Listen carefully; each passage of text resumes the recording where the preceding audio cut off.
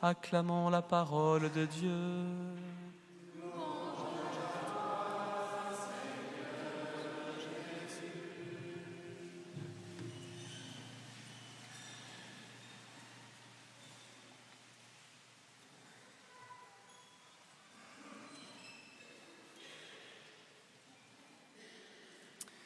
Nous entendons donc l'évangile aujourd'hui de Lazare. Cet ami de Jésus, c'est le frère de Marthe et Marie, Marthe, Marie et Lazare.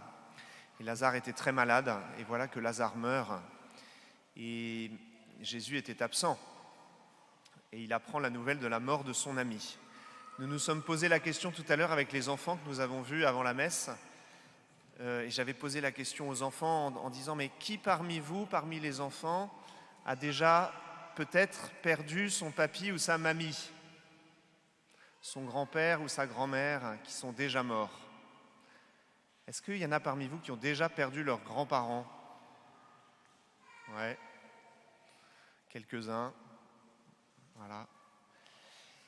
Et effectivement, cet évangile nous permet de réfléchir à quelque chose qui est la vie éternelle. La vie au ciel après la vie sur terre, la vie du ciel.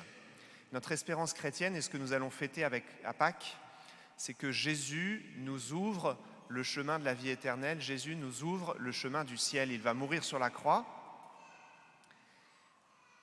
il va être mis dans un tombeau, il va rester là toute la journée du samedi et le dimanche matin, le dimanche de Pâques, c'est ce que nous allons fêter, il va être ressuscité de nouveau vivant. Il va apparaître pendant 40 jours.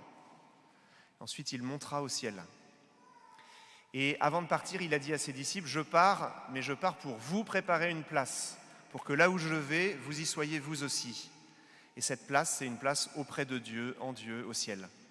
Et aussi, pas seulement avec Dieu, mais aussi avec toutes les personnes que nous avons connues, aimées sur terre, qui sont déjà parties au ciel, que nous retrouverons au ciel. L'espérance de la vie éternelle. Alors ça, c'est on peut se dire, peut-être c'est un petit peu difficile à croire, l'espérance du ciel. Beaucoup de gens ont du mal à croire dans le ciel aujourd'hui. Donc on peut se dire que c'est difficile à croire, et c'est le cœur de notre foi. Et aujourd'hui, nous avons ce passage avec Lazare où Jésus va nous aider à croire au ciel et dans la résurrection. D'ailleurs, il dit, une de ses phrases dans l'évangile d'aujourd'hui, c'est « Moi, je suis la résurrection et la vie. Celui qui croit en moi, même s'il meurt, vivra. Quiconque vit et croit en moi ne mourra jamais. Crois-tu cela ? Quiconque vit et croit ne mourra jamais. Crois-tu cela ? » Alors comme Jésus sait que c'est difficile à croire, il va faire un miracle. Et il va faire un grand miracle. Il va venir sur le lieu où Lazare est mort et il va venir prier pour Lazare. Alors je voudrais faire 4 remarques sur l'évangile que nous avons entendu. D'abord, Jésus, à travers ces miracles, tous ces différents miracles, veut susciter notre foi. Il sait bien que c'est difficile de croire, qu'il y a des choses où on n'arrive pas à croire, on ne croit pas forcément. Il veut susciter notre foi, c'est-à-dire notre adhésion croyante. À un moment donné, il dit à ses apôtres, « Notre ami Lazare est mort, j'irai et je le réveillerai. » Je pense que les apôtres, ils n'ont pas dû comprendre. C'est pas possible de ressusciter quelqu'un qui est mort, c'est impossible. Et Jésus dit, j'irai et je le réveillerai. Et puis, quand Jésus arrive pour voir Marthe, la sœur de Lazare, il lui dit, quiconque vit et croit en moi ne meurt jamais. Crois-tu cela ? Et la réponse de Marthe est très belle, elle dit, oui Seigneur, je le crois.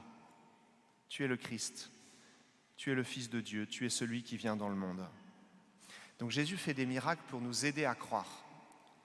Deuxième chose, il y a quelque chose qui est très très beau dans ce texte, c'est que quand Jésus va arriver près du tombeau de Lazare, son ami, chez qui il était allé souvent, semble-t-il, se reposer, eh bien, quand il arrive dans la maison, tout le monde pleure.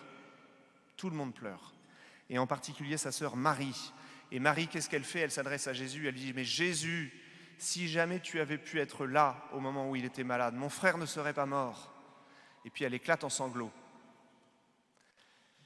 Et tout le monde dans la maison pleure. Et c'est très beau parce qu'on voit à ce moment-là que Jésus lui-même, il est saisi d'émotion, il est bouleversé et lui aussi pleure en arrivant au tombeau. Jésus pleure.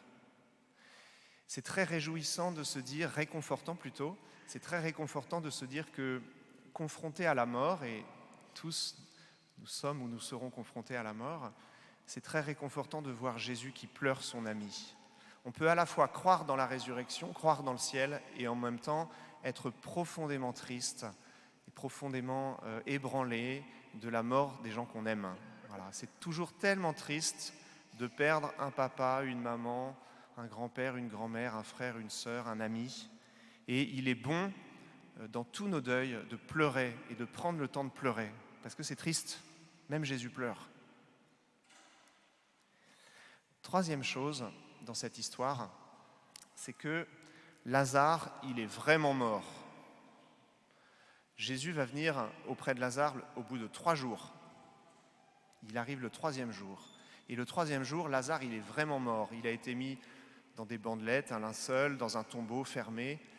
Et Jésus dit, ouvrez le tombeau. On lui dit, mais non, on ne va pas ouvrir le tombeau. Le mort sent déjà. Donc il est vraiment mort.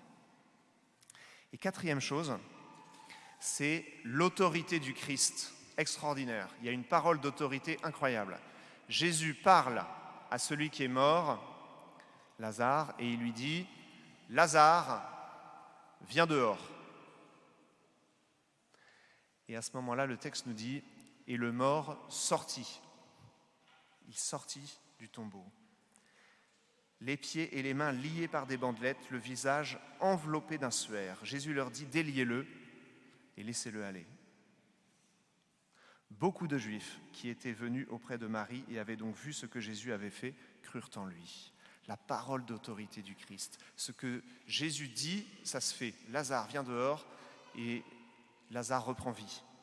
C'est un peu comme dans les récits de la création du monde au début de la Bible, quand Dieu dit que la lumière soit, et la lumière fut.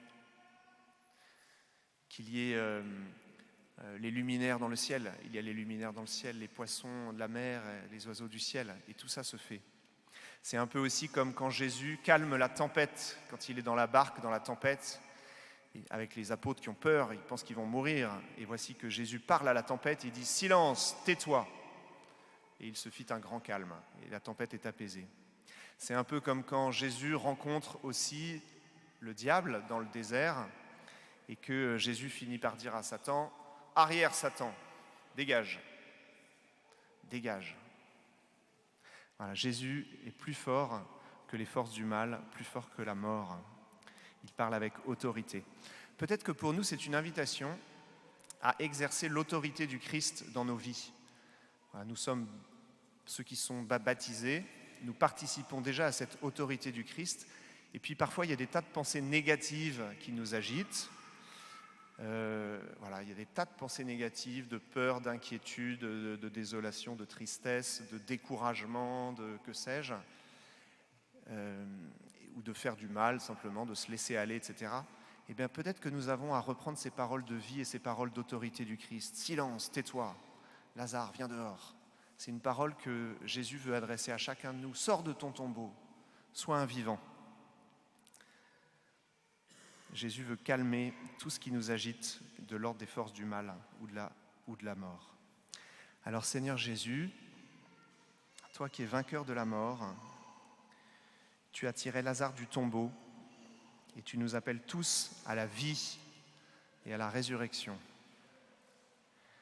Donne-nous cette vie aujourd'hui au cours de cette messe. Donne-nous cette vie éternelle à laquelle tu nous appelles. Donne la vie à tous ces enfants qui se préparent au baptême, à Claire, à Lisa qui se préparent au baptême. Donne-leur la vie éternelle, la vie pleine, la vie belle que nous attendons tous de notre baptême.